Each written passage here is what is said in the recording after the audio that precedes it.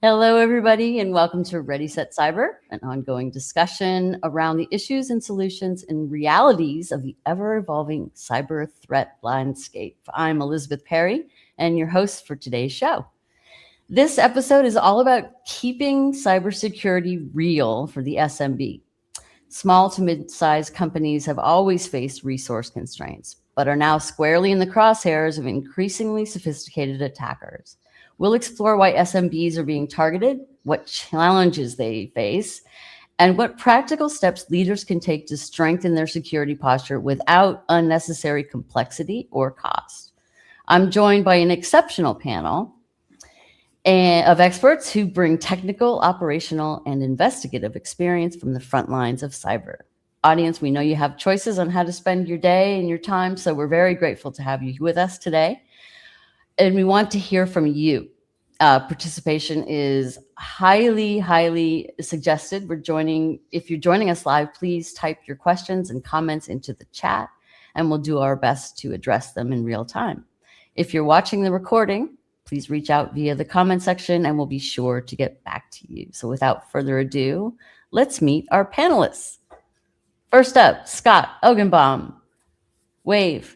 Hi, everyone. Retired FBI, 20 years with the FBI, investigating cybercrime, including espionage, business email compromise, and major financial intrusions. He now focuses on educating organizations on the simple, human-centered steps they can take to avoid becoming the next breach headline. Welcome. And next up, we have Amy Babinchak. She's there she is, widely respected SMB consultant, business owner, and longtime Microsoft MVP, specializing in security and management. She spent decades helping small and mid-sized organizations build practical, sustainable IT and security strategies. Welcome, Amy. Thank you. All right. And last up, we have Heath Spencer. He's the CEO of Traitware, focusing on simplifying phishing-resistant, or I like to say fish-proof, multi-factor authentication, MFA, for businesses of all sizes. Heath works directly with SMBs and enterprise customers with a grounded perspective on how identity and user experience impact cybersecurity outcomes. Welcome, everybody. Yeah, excited to be here. All right. Let's get started. We have a lot of ground to cover, so let's jump in. All right. Scott, first up. Why have SMBs become such high-value targets for attackers? Well, that's where the money is today, as larger organizations keep spending more and more money on strengthening their infrastructure. The bad guys are just moving to smaller organizations. And now one of the issues that I see is a lot of times companies, I talk about like the 4 truths to cybersecurity. And the first truth is none of my victims ever expect to be a victim. Why is that? I don't have anything that's worth being stolen. I don't fit the victim profile. I'm a small business. I've had a $300 million company tell me that they're not afraid to be victimized because, they're only a sum like $300 million. It's pretty big. And they point across the street and I see Hospital Corporation of America, $54 billion company. So it's kind of all on your perspective. The cyber criminals realize the small businesses don't have the technical resources to deal with the problem. They don't have the finances. And really, I hate to say it, all it really takes is a stolen username and password to wreak havoc on a small business. Right. Are you seeing any patterns in SMB breaches? The same stuff I always have. It's been the same. When people say, Scott, do you have anything new to talk about? I go, no. I said, listen, I can still do the same presentation from 2012.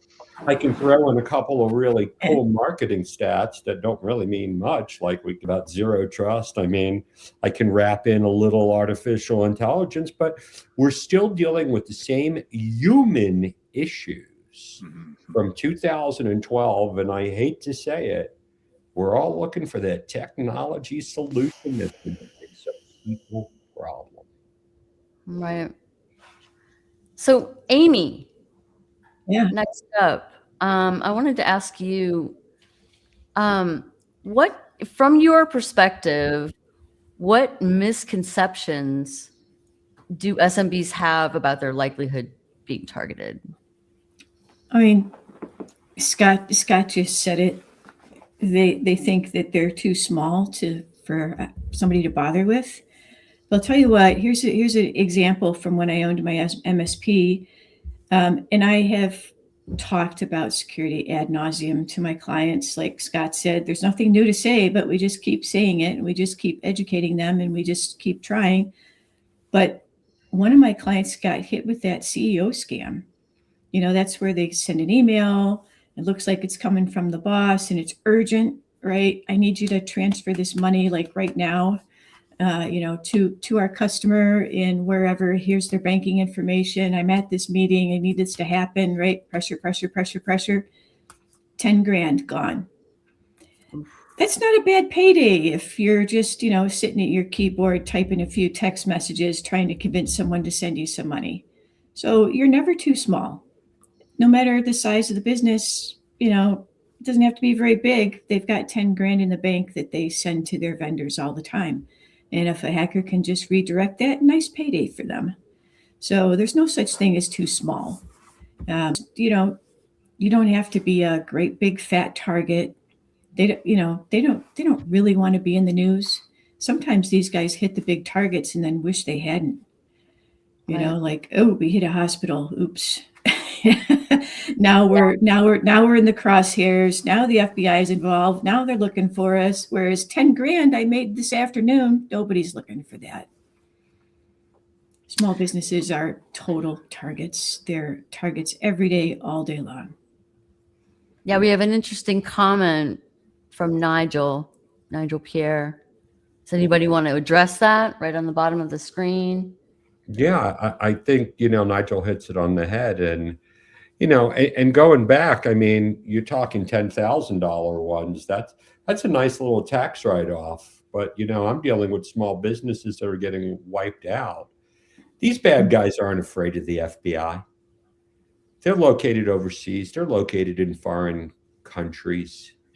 They're located far outside of the reach. And, during my decades with the FBI, I've dealt with this. And just going to tell you, putting these bad guys in jail is really, really difficult. That's why it's important, as we're here today discussing, hopefully, the prevention techniques. It's still, we've all faced this fight. How do you get people to believe it's a problem when they don't want to take it seriously? Yeah. Right. I think the other false assumption from SMBs is that they're too small, but what they don't realize is that they're actually the larger field of play, right? There's simply just more small businesses across the globe. So the reach, and as Amy mentioned or Scott mentioned, like there's just so many, right? It's a order of magnitude, in the by tens of thousands, the sheer number of small businesses versus larger enterprises. So when the threat actors, the bad guys, are targeting, their field of opportunity is just greater across the SMB space because there's just so many more, and they can repeat the same type of attack, the wire transfer fraud that Amy mentioned, any of those types of attacks over and over and over against tens of hundreds of thousands of businesses versus the top 100 in the world, right? Like we all know who the top 100 are, but there are, businesses that don't get attacked. And then people are so quick to forget that even though a big business was one of the first headline news cyber attacks that anyone heard of, which was Target, it was actually the small business that led to that headline news. People forget that it was an HVAC contractor that was the entry point to the Target hack that affected so many things. And so, small businesses quickly forget anywhere from an HVAC contractor. If you're servicing a big business, you are the one that is part of the supply chain that will give the attacker not only your money, but potential access to the bigger company's money. Mm-hmm. So Heath, I had a question for you. Interesting, because you talk about user experience a lot. Everybody's talking about the tools, the shiny new tools that everybody has to have to better protect themselves. What does user experience have to do with vulnerability for the SMB, or lack thereof? Well, look, user experience is how are your teammates, your employees, your staff, your coworkers, your co-founders, what is the process of using a security tool? And if we make it complicated, then they will always, out of human nature and our desire to be, and we use the word efficient, it's just lazy, we'll find a way around it, right? Like we'll find a way to make it easier to do our jobs. And so when you're implementing security tools, they really need to be almost invisible to the user so that they can't find a way around or turn them off or don't know that they're using them. And unfortunately, most of the tools out there have put the responsibility back on the individual, making it complicated. And not only does that create friction for the user that they try to find a way around, but it can also, if you put the responsibility back on the user for a complicated problem, allows the user to make a mistake more easily, or because they have to do it so many times, it's easy to get tricked. Anybody else have a comment on that? Or the big question is, what are the barriers? What do SMBs, what are the biggest challenges they face in order to build a strong cybersecurity posture? Anybody? I'm going to say they don't know where to start. Mm-hmm. Yeah. They're overwhelmed. Yeah. Everyone's throwing, hey, we're going to do a free risk assessment out at you, which is the same thing as I say, bringing your car in for that free 100-point checkup, which is designed nothing at all to get you into a system. And, I always sit down with organizations and I go, okay, let's pretend you have no budget. What should you be doing first? Because in my world, I don't really care what you do. Yeah. I'm dealing with an organization, because unfortunately, a lot of times they went out, they bought the tools, they have an MSP that claims to have the greatest, or as I like to joke, and don't take offense, Amy, we got the best crap in our stack. But it still falls to the human element here all the time. And it's not really the technology doesn't fail.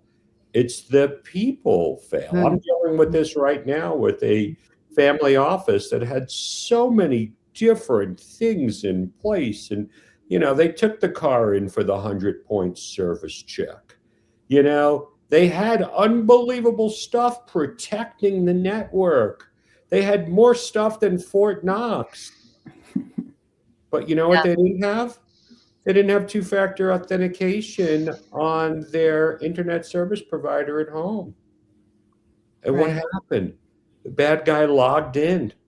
Bad guy changed it. Bad guy got into a couple of email accounts. They had a very, very safe network, but they weren't secure. So, these are the things that people have to really kind of understand while they're putting together a technology stack, while they're putting together, different tools that are very required. That's only part of the battle. Right. Amy, did you have any comments on what? Yeah. First off, Scott, I refuse to use the word stack. I absolutely hate that term, and I just refuse to use it. So, he's right though about it's all about the human element, and it is about business culture. I just got back, flew in last night from recording a class on this exact thing about talking to business leaders about why their business culture matters from a cybersecurity perspective, right? There's nothing about the tech, nothing about that. It's all about the people and the environment that you put together. And so, we talked about how if you don't allow people to admit to mistakes, if you don't celebrate when they catch that phishing email that got through, if you don't have that culture of continuous learning and education built into your company, then you're not going to be secure. It doesn't matter how much money you spend. And then the person that I'm teaching in this course said to me, so if I do all of this, then my business will be secure. I said, no, because there is no actual secure, but you're going to be better than you were yesterday. And that's what we're going for. We're just going for continuous improvement. And if we build that business culture, that just bucks up our technology. Because this thing starts from the user is your first line of defense. They're also your last line of defense. Technology just sits in between. Yeah, I mean, I'll back that up. And I know that a comment came across the screen of like, well, if the big companies are failing, what am I going to do as a small business? And really, and I agree with Scott and Amy's viewpoints of it's the human part, and it's really taking ownership or accountability, or for lack of a better term, pride in your work and where you work, and that is a culture thing, and learning to like want to have the best outcomes and start somewhere, right? It's if we think about it in layman's terms, you most likely lock your car when you go places. Well, you should lock your computer screen when you leave it, right? You most likely lock places and leave it empty or whatever else. In my case, I have to lock my front door, not for really other human threat, but to keep the bears out, right? But I have to lock the door, right? Otherwise, the bear will come in and raid my pantry, because that's where the good stuff's at. And so it's a matter of, and I had to teach my children that, right? Like, we got to take pride in what we are stewards of. And I do think that a lot of that is missing in business culture. And it doesn't matter what the big companies are doing or not. Do you want to see your business succeed and be proud of what you're doing in your job, and take ownership in that? Heath, I think we got to break it down one level below that. Because, I went out, a retired FBI agent, decades dealing with cybercrime. I'm going to be honest with you. I haven't changed any corporate culture. I mean, I've gotten in front. I mean, don't get me wrong. I make a great living. I mean, listen, if it wasn't for a lot of the security awareness companies providing bad training, I mean, I get hired by Fortune 500 companies to check a box. But if we can teach people how to be safe at home, it's going to go back at work. Because you know what? Yep. I'm going to tell you that entrepreneurs, small businesses don't have time to think about this. It's all about behavioral change. I talk about what I call the 4 truths to cybersecurity. The first one is none of my victims ever expected to be a victim. So when I'm sitting here and I'm trying to talk to a small business, I go like this. Let's forget that you're in business. Let's talk about you as an individual. Let's talk about your kids. Let's talk about your senior parent. And, my 23-year-old calls me his senior parent. So I kind of fit into that mold.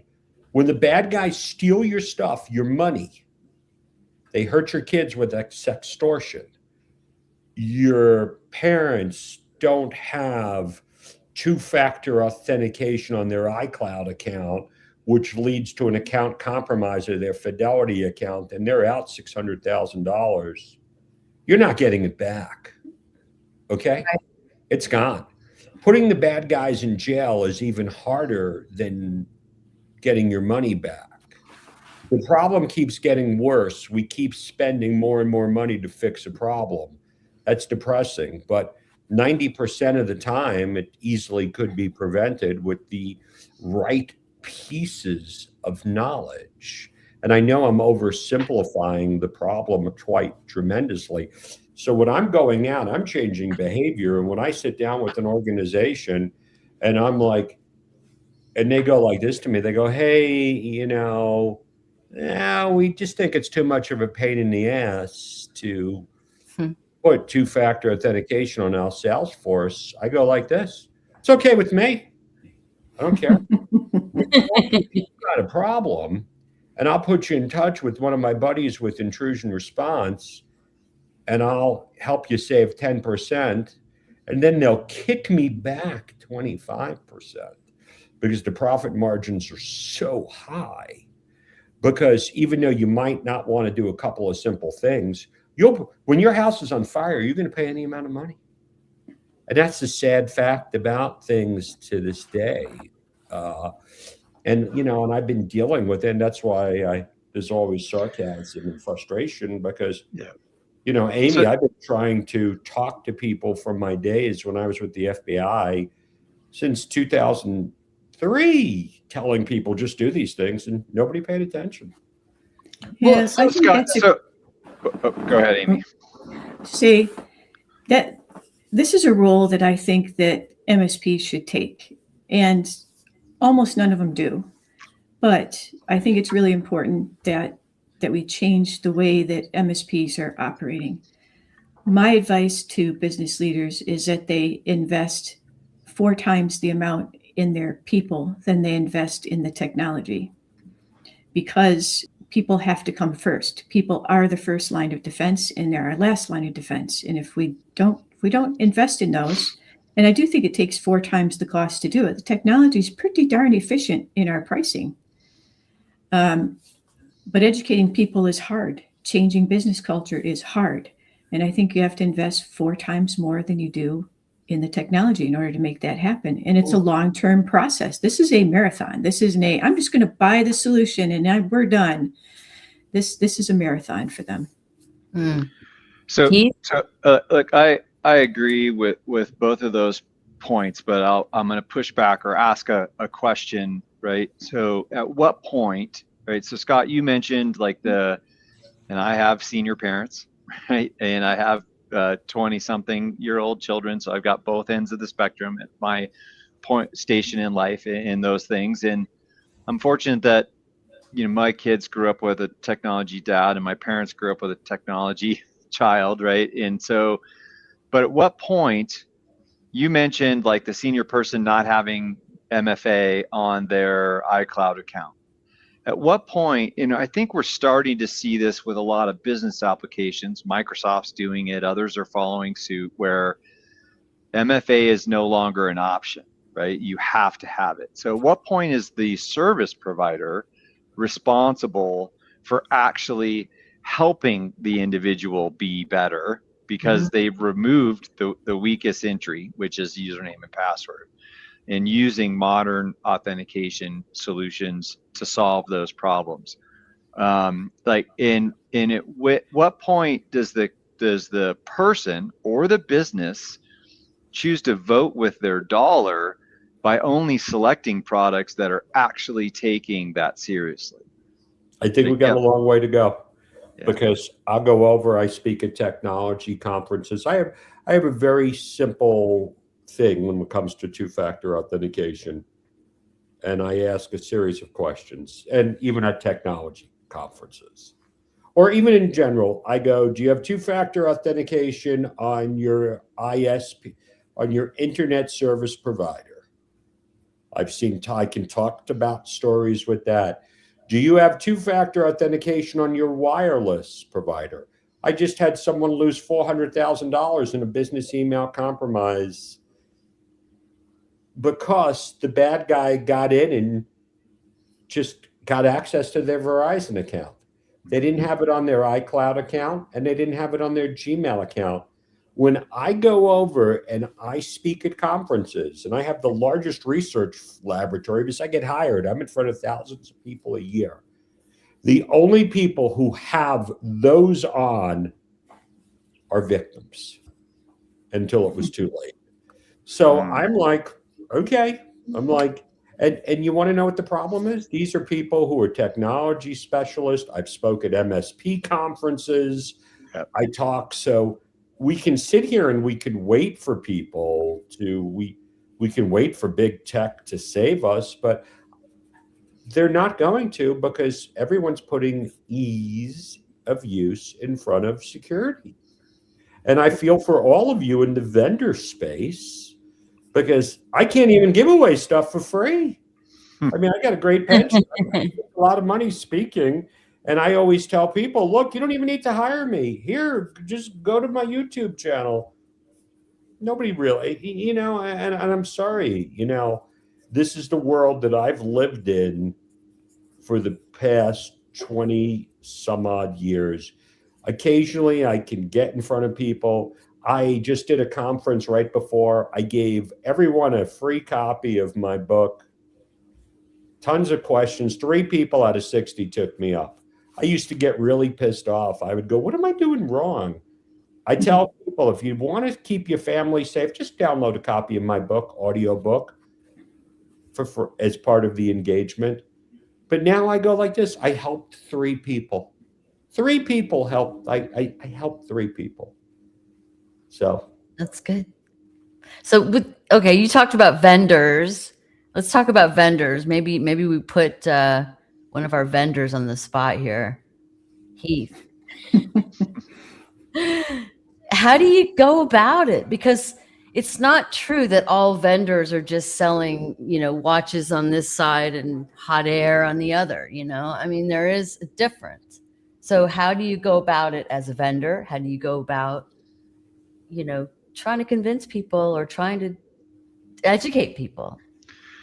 Yeah, I think it's well, as Scott has mentioned and Amy's mentioned, and it is an educational lift, and then it is also, you know, helping people understand that there is ways to secure things while maintaining ease of use, right? You asked this question about user experience earlier. You know, when we look at our regular daily lives, you can look at anywhere from a garage door opener that made it easier to put your car inside the garage and keep it safe and out of the elements overnight, to a microwave that made it easier, maybe not healthier, but easier to heat up your food very, very fast. And, you know, we started our company because we saw a massive gap in the technology space that said, you know, modernization has happened in all of these places except for here, fixing the legacy problem of username and password, and how do you do that and make it easy for users to solve that. And so that's what we have focused on. And then as far as getting people to actually use it and adopt it, unfortunately, as already been said, a lot of people don't ask the questions until after there's an incident. But we have customers that have preemptively chosen to say, you know what, we don't want to be next. And it's usually businesses that are either facing some sort of cyber insurance requirement or a federal regulation like the FTC safeguards rule.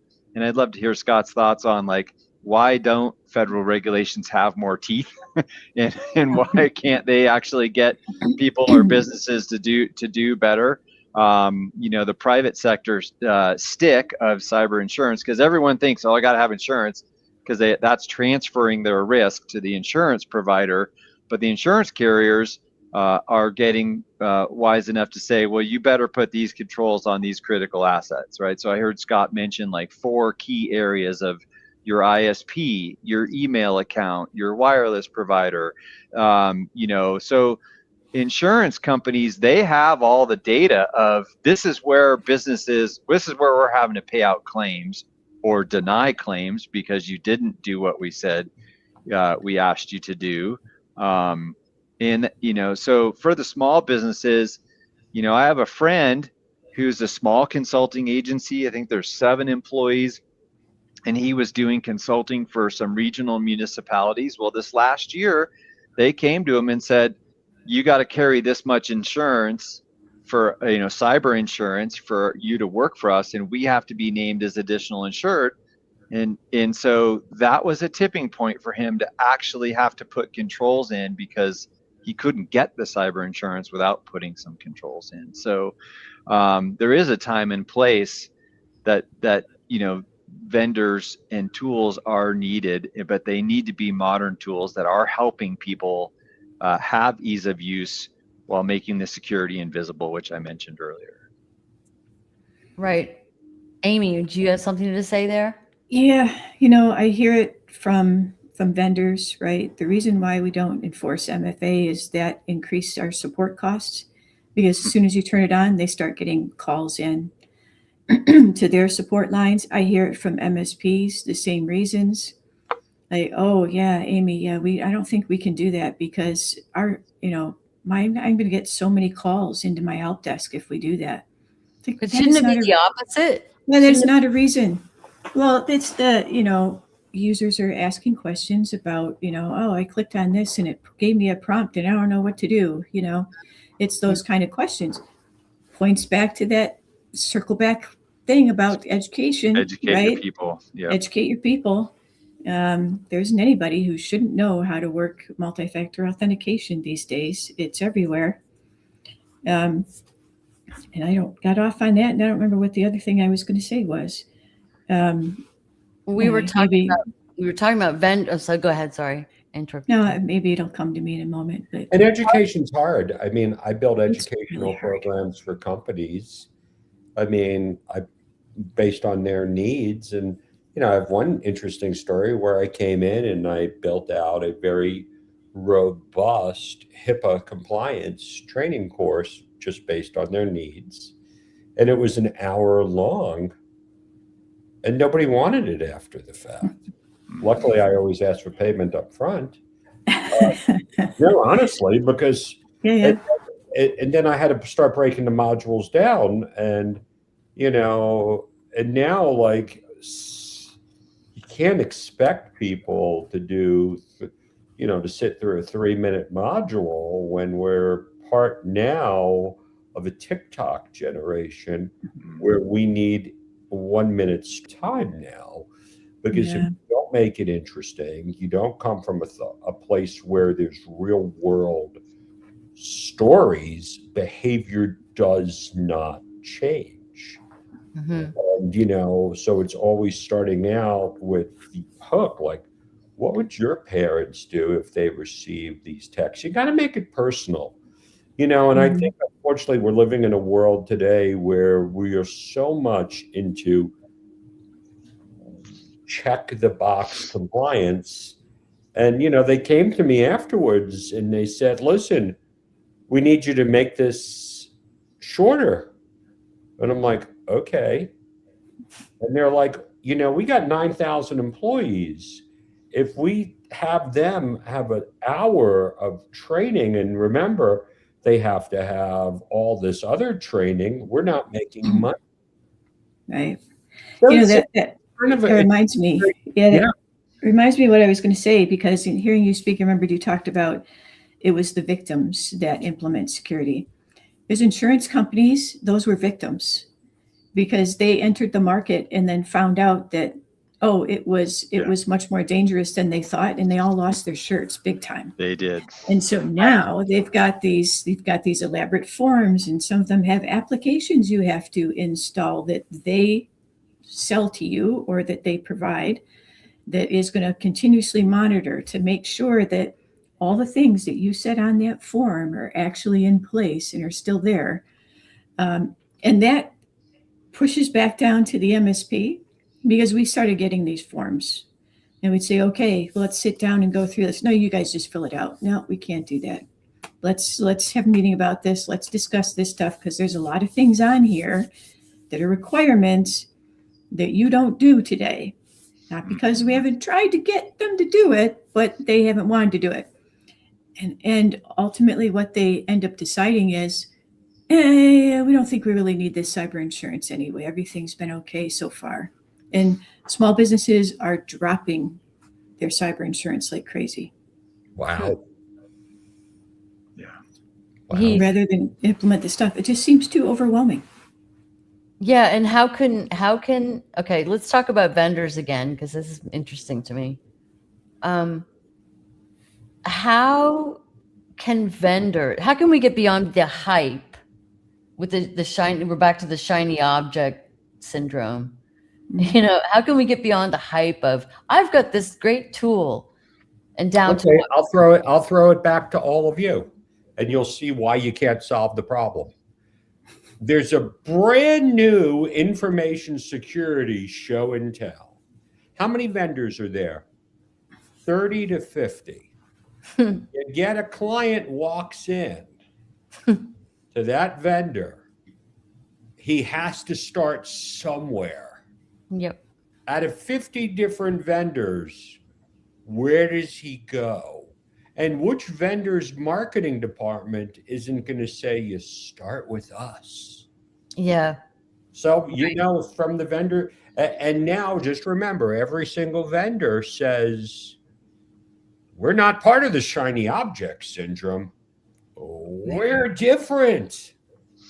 Right. See, this is why sometimes I don't get invited to speak at these conferences. Well, some might be different. So how do you tell as an SMB, for example, how do you tell what's the shiny object that isn't really going to give you much? And then we're supposed to educate people.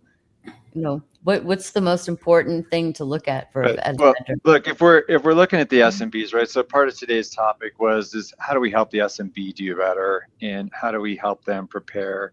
There's been a lot of discussion on like company culture, education, all of that which is all great. You know, there is nonprofit organizations like the Center for Internet Security that have all of these steps that you can go take, and it's free resources. Yep. And I would say that they would tell you that one of the first steps is, and Scott made this comment earlier, is you can't secure what you don't know you don't have. So you have to, like, to start anywhere, you have to take an inventory list. This is all of the applications that my employees use. This is all the tools that they use. This is the computers that they're using, from a company provided computer to a personal computer to their personal phone to where do they do work at. You know, Scott mentioned earlier that someone got in through someone's home network, right? So where are my people working from? It's doing an inventory. And then, you know, Scott, you just made the statement of like, well, okay, there's 50 vendors, where do I start? Well, you most likely should start with what is the number one failure point and what's it associated with? Well, MFA and your business email. And, you know, Amy, I'd love to hear your thoughts on what you saw out there in the wild, but there's a ton of free resources out there that will probably all land at the same place of multi-factor authentication tied to business email compromise is still the number one attack vector. Start I agree. there. I agree. There's, you know, what I wish something like Australia does with their Essential 8. It's not going to solve every security problem out there, but the Essential 8, Australia said, here are the 8 things that every business, in order to be incorporated in our country, must do for security. Yeah. We don't have that here. We have regulations as you get bigger and, you know, as you think, but this is not a big company problem. This is a small company problem. Yep. And to have something like that Essential 8, that would give that SMB something to hold in their hand and go, all right, number one, I got to go get this. You know, I need to protect my email. I got to do MFA. You know, they would go down that list. They'd have a list in hand. In order to be a business, this is what I have to do. I wish we had What that would here. be your recommendation, Amy, as to what tools every SMB should have? Well, I do think that they have to have a high quality email hygiene. They do have to have MFA, and they do have to have good ID security. So what the person really wants is your identity, right? That gives them the key. That they get in via email and whatever. But if you target those 3 things, that's going to make a world of difference. Okay. How about you, Scott? What do you think? Let's get the record straight. You know, I sit out here with organizations at every conference I do, I said, look, I live in the South, but I'm really not good at sugarcoating. If you are not using two-factor authentication on every bit of remote access, you are going to be a victim. Okay, listen, but I'm like, do it at home. If you can tell people to do it at home, it's not going to matter. And then when I started saying that, I started getting all these calls from Duo and all these other people. And then I backtracked a little bit, and I always tell the stories that's great. Let's say you as an organization have two-factor authentication on every bit of remote access. Said you're still not even close to being safe. What about your third parties? What about your vendors? They're not using two-factor authentication. And that's why I really talk about so much that you really need to understand social engineering at its finest. And that's tricking people into doing things they normally wouldn't do. Because I've dealt with tons of victims who have two-factor authentication. Two-factor authentication is so important to keep your stuff from being stolen. But it's not a prevention from having bad guys socially engineer you and your brand new employees. Mm-hmm. So that's the combination that I have. To me, two-factor authentication is the same thing as oxygen. I don't even really talk about it. I expect people to have two-factor authentication. But everyone wants the shiny object. You know what I mean? Everybody wants that new tool that's going to do things. When I get brought into organizations to talk to I deal with traded companies whose chief information security officers cannot get the buy-in for 2FA. And I go, I can change corporate culture in a heartbeat. Because once you can explain that to a person at home, then they understand why they need it to do it at work. So. Right. Well, listen, we're over time, and wow, this was a quick conversation. Boy, I know that's so, but we're gonna wrap it up with your final thoughts. You get your shining moment here, 30 seconds maybe, each one of you. Heath, you're up. Awesome. Well, my final thoughts is, I think the takeaways that small businesses should be that you got to start somewhere. You should start with your people. You should start with an inventory list of what you have. And as Scott just mentioned, 2FA is a non-negotiable. I would take it a step further and say that it actually needs to be phishing resistant multi-factor authentication, MFA. 2FA via SMS is not going to really change a whole lot these days because of social engineering and sophisticated phishing attacks and AI driven attacks that are propagating. You need better than 2FA, and that should be a non-negotiable. All right. And Amy, you're up. Final thoughts.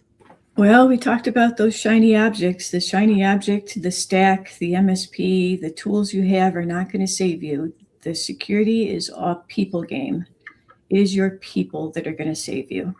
That was the soundbite of the day. It was a soundbite of the day. All right, you get 30 seconds, Scott. What do you have to say? If something happens to your business, I hate to say it, you're going to survive. But if something happens to your kids or your senior parents, you're out of luck. You know what I mean? So make sure you're taking these things, apply it to your family. What are small businesses made up of? People. Okay? Protect your people. And that's a wrap, everybody. I'm going to just say a few words. Unfortunately, my key takeaway is that stop fearing. We had a show on the elephant in the room. Stop fearing the elephant. Face him. Make friends with him. Security is a make or break topic, right? And it has to be addressed one basic at a time. Yeah. So thank you so much, panelists, for your valuable insights. Audience, we wouldn't be here without you. So thanks for joining the discussion. We're all in LinkedIn, so happy to connect and or answer any further questions you may have. So don't hesitate to reach out. And as mentioned, this show is recorded and will be available perpetuity on LinkedIn and on our ReadySetCyber YouTube channel. Please feel free to share with your people. Liking and sharing is much appreciated. Have an excellent morning. Sharing is caring, except Sharing when is it comes caring. to passwords. Except when it's a password. Oh, that's a good one. Yeah. Have an excellent morning or evening or afternoon, wherever you are in the world. And we'll see you on the next Ready, Set, Cyber. Thank you for having us. Thanks, All right. everybody. Bye, everybody.